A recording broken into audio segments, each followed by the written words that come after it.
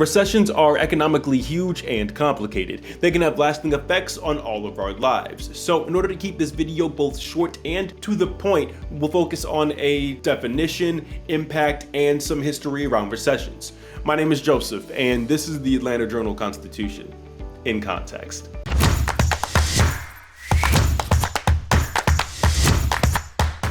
Now, if anything I say sounds interesting and you want to read more, links to all my sources will be right below that like button. Okay, definition. So, generally speaking, a recession is identified as 2 consecutive quarters of negative GDP growth. Basically, when the US economy doesn't grow for 6 months straight, a lot of people get worried. Side note, GDP stands for Gross Domestic Product, and that's basically a measure of the value of goods and services produced in a given time.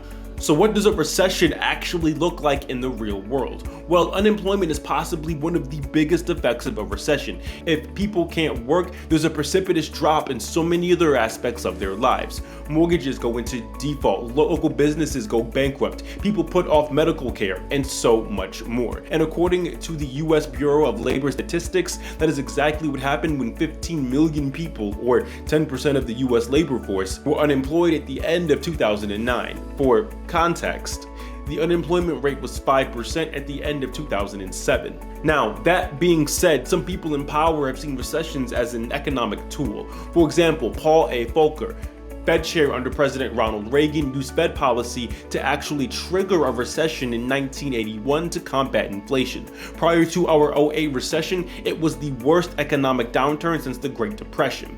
In July 1979, inflation reached 11%. So in order to combat this, Volcker raised interest rates to 20% so there would be less money in the economy. This sparked mass shortages and an unemployment rate of 10% and a 2-year recession.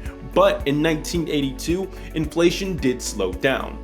But what happens when a recession doesn't slow down? What happens when the question stops being how many quarters has the economy receded and starts being how many years has the economy receded? And that is when we have a depression. And the key difference between a recession and a depression is the length of time and the degree of severity. For example, at the height of the Great Recession, the US experienced an unemployment rate of 11%. During the 1930s, at the height of the Great Depression, the US had an unemployment rate of 25%. If that were to happen today, that would mean 30 million Americans out of work.